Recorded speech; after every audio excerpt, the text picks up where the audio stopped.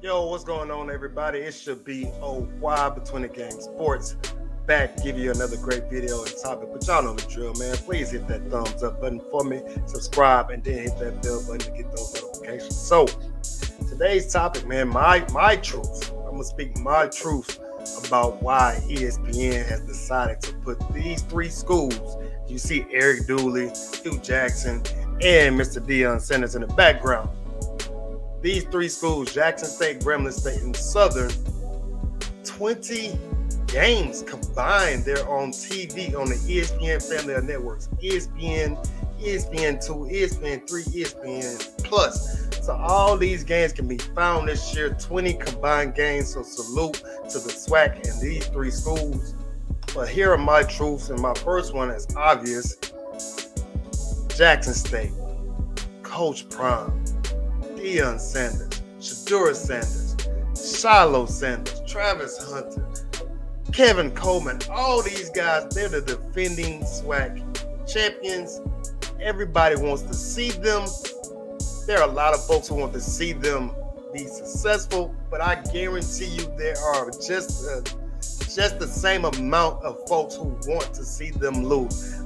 I put every dollar I got that there are a lot of folks who want to see these guys lose. So you have to, if you're ESPN, you're thinking like, man, how can I not miss out on these group of guys who are, setting history, making noise, being brash, being boisterous, being confident?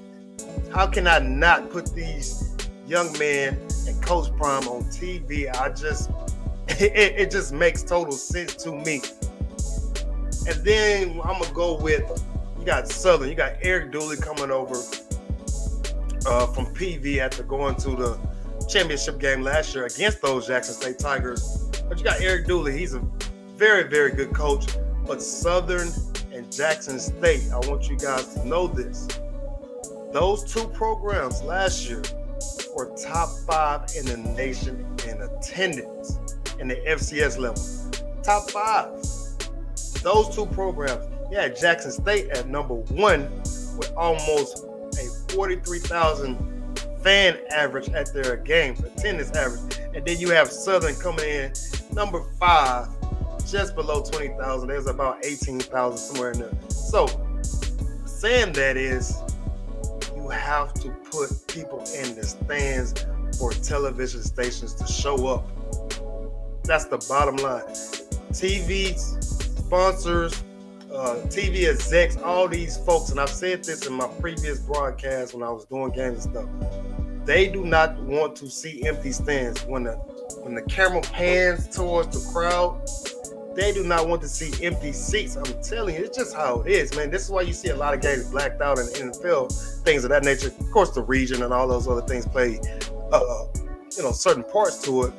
But they do not want to see empty stands. And you have Jackson State drawing the way that they did, and then Southern drawing the way they did. These fan bases showed up and showed out. So these other schools in the SWAC and HBCUs, take notice. Your fans have to show up for these games to get on TV, and you also have to win. That's where I'm at with that. My other truth, what I'm saying is, Grambling, you throw in Hugh Jackson. It's a very, very historic program with the late great Eddie Robinson. So of course, it's a very recognizable brand. ESPN did their homework. They're smart. They're not dumb. Grambling is a very, very recognizable brand in HBCU lore. So of course they're gonna throw these guys in there. And I'm not just saying they're throwing them in there to downplay them. But Grambling didn't have the best of seasons. Their attendance wasn't great last year. But it's a historic program in the region and in the SWAC. So folks are going to tune in. And when Grambling is good, there are a lot of folks who say this. When Grambling is good, the SWAC is good.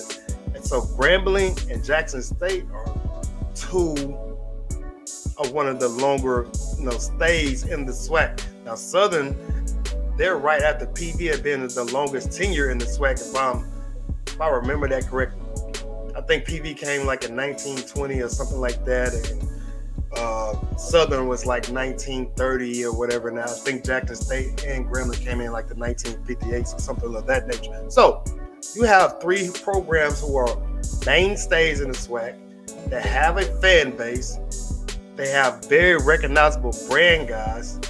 A brand, and then now you have Jackson State with recognizable brand guys with Shador and Travis Hunter and others of that nature. So ESPN did their homework. They paid attention to what's going on.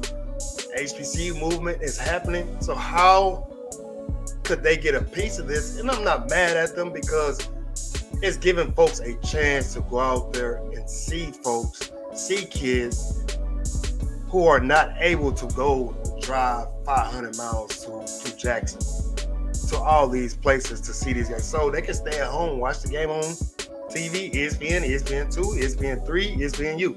If you have those things. So I'm going to pull up the schedule right here. Great stuff. And it starts off with Alabama State at Howard. If you paid attention, Howard just signed a 20-year deal with Jordan. And I think Howard has Edgerrin James' son coming in. If I remember, I did a video about that long time ago. But these three schools, Howard, Alabama State, they kick it off August 27th, which is, I believe, next Saturday. So it's going down. You got Texas Southern at PV, Labor Day Classic. But the first of these three schools, you have Jackson State, Florida A&M, Orange Blossom Classic. Great game last year, 76. Anybody could have won the game. Jackson ended up winning. But Jackson State leads this roster of these list of games with 10 games. With 10 games, I think Southern has 6 or 7. Y'all can go check this article out. It's on hbcusports.com. Not a great article. I'm sorry. Not the most informative article. Good Lord. Informative article. It just lists the schedule. But Jackson State, Alabama State, that's October 8th. You got Grambling State, Bethune-Cookman. Jackson State, Bethune-Cookman is on TV. Southern at PV, October 8th. That's going to be good. So all of these games are on ESPN, family of networks. I just wanted to throw that out and give y'all my truth on why I think this is happening.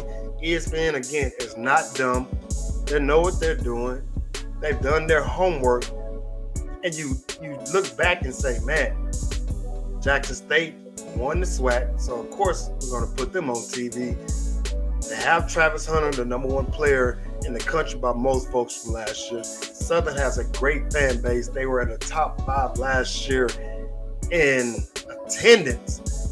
Not in the SWAC, but in the nation and the FCS level. They were top 5.